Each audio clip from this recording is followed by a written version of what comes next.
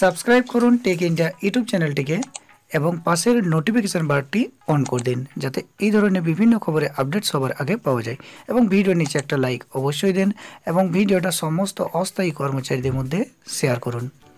অস্থায়ী কর্মচারীদের বিক্ষোভ শুরু। অস্থায়ী কর্মীদের ৩,০০০ টাকা বেতন বৃদ্ধির দাবিতে বিক্ষোভ। হ্যাঁ বন্ধুরা, অস্থায়ী কর্মচারীরা কিন্তু তাদের বেতন বৃদ্ধির দাবিতে কিন্তু বিক্ষোভ শুরু করলেন। তো এই ব্যাপারটা পুরো ভিডিওর মাধ্যমে দেখিয়ে দেবো, তো ভিডিওটা একদম শেষ পর্যন্ত দেখবেন। তার আগে আজকের প্রশ্ন, ভারতের জাতীয় ফল কোনটি? নিচে দেখুন দুটি ছবি আছে, আপেল এবং আম। তো ভারতের জাতীয় ফল কোনটি? অবশ্যই আপনার মতামতের উত্তরটা নিচে কমেন্ট বক্সে কমেন্ট করে জানাবেন। তো চলুন ভিডিওটা শুরু করা যাক। বকেয়া বেতন মেটানোর দাবিতে অস্থায়ী কর্মচারীদের বিক্ষোভ। হ্যাঁ বন্ধুরা, খবরটা আজকে বর্তমান পত্রিকায় প্রকাশিত হয়েছে 24শে মার্চ, আজকের বর্তমান পত্রিকা। তো ডিটেলসটা কি আছে একবার দেখে নিন। 2 মাসের বকেয়া বেতন মেটানো ও বেতন বৃদ্ধির দাবিতে কর্মবিরতির পাশাপাশি শনিবার পুরুলিয়া পুরসভায় বিক্ষোভ দেখান পুরসভার অস্থায়ী কর্মচারীরা।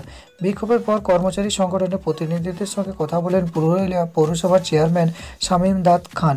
যদিও ওই আলোচনাতে কোনো সমাধান সূত্র না মেলায় কর্মবিরতি অব্যাহত থাকে অস্থায়ী কর্মচারীদের। দাবি না মেটানো পর্যন্ত নিজেদের অবস্থানে অনড় পৌরসভার অস্থায়ী কর্মচারীরা।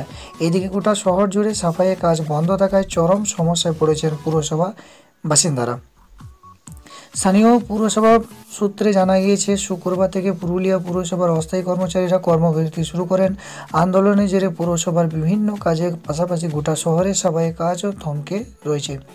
এ বিষয়ে পুরুলিয়া পৌরসভার অস্থায়ী কর্মচারী সংগঠনের সভাপতি সুরজিৎ স্যামুয়েল বলেন, পুরুলিয়া পুরসভার প্রায় 1,500 জন অস্থায়ী কর্মচারী রয়েছেন। সাফাই সহ পুরসভার বিভিন্ন বিভাগে অস্থায়ী কর্মচারীরা কর্মরত রয়েছেন। আমাদের পুরনো বকেয়া বেতন তো রয়েছেই, তাছাড়াও গত জানুয়ারি ও ফেব্রুয়ারি মাসের বেতন এখনও পাইনি। কিভাবে সংসার চলবে? পুরসভার অন্যান্য কাজ ঠিকমতো চললেও শুধুমাত্র অস্থায়ী কর্মচারীদের বেতন নিয়েই মাঝে মাঝেই সমস্যা হয়। শুক্রবার থেকে পুরসভার কোনো অস্থায়ী কর্মচারী কাজ করছে না। এই দিন দুপুরে বিক্ষোভ দেখানোর পাশাপাশি নিজেদের দাবির কথা চেয়ারম্যানকে জানিয়েছি। চেয়ারম্যান সমস্যা সমাধানের আশ্বাস দিলেও কর্মবিরতির কর্মসূচির কোনো পরিবর্তন হয়নি। গত 2 মাসের বকেয়া বেতন এবং ৩৬০০ টাকার পরিবর্তে সরকার নির্ধারিত ন্যূনতম ৬,৬০০ টাকা বেতনের দাবি না মেটানো পর্যন্ত কর্মবিরতি চলবে। এ বিষয়ে পুরুলিয়া পৌরসভার তৃণমূল কাউন্সিলর বিভাস রঞ্জন দাস বলেন, এদিন অস্থায়ী কর্মচারীদের আন্দোলনের সময় পৌরসভার চেয়ারম্যানের সঙ্গেই ছিলাম। প্রায় 2 ঘন্টা আমাদের ঘেরাও করে রেখেছিল। আন্দোলনকারীদের সঙ্গে আলোচনাও হয়েছে। ওদের দাবি অযৌক্তিক নয়, তবে পৌরসভা দ্রুত ওদের সমস্যা সমাধানের চেষ্টা করবে।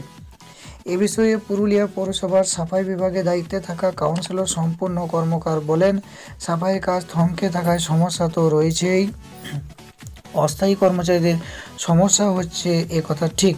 মঙ্গলবারের মধ্যে বকেয়া বেতনের মধ্যে 1 মাসের বেতন দেওয়া সম্ভব হবে বলে মনে হয়। এ বিষয়ে পুরসভার নির্বাহী আধিকারিক সুদীপ্ত দেবনাথকে ফোন করা হলেও তার কোনো প্রতিক্রিয়া পাওয়া যায়নি। পুরসভার চেয়ারম্যান শামীম দাদ খান বলেন, মিটিংয়ে রয়েছি, পরে কথা বলবো। তো বন্ধুরা, পৌরসভার যারা অস্থায়ী কর্মচারী আছেন তারা বেতন বৃদ্ধি ও বকেয়া বেতনের দাবিতে কিন্তু তারা আন্দোলন শুরু করেছে, বিক্ষোভ দেখাতে শুরু করেছে। তো খবরটা আজকে 24 তারিখ, আজকে বর্তমান পত্রিকায় প্রকাশিত হয়েছিল, সেখান থেকে জাস্ট আমি আপনাদেরকে পড়ে শুনিয়ে দিলাম। তো আশা করি খবরটা ভালো লাগবে। যদি ভালো লাগে অবশ্যই ভিডিও নিচে একটা লাইক দেবেন এবং ভিডিওটা সমস্ত বন্ধুদের মধ্যে শেয়ার করবেন। Thank you.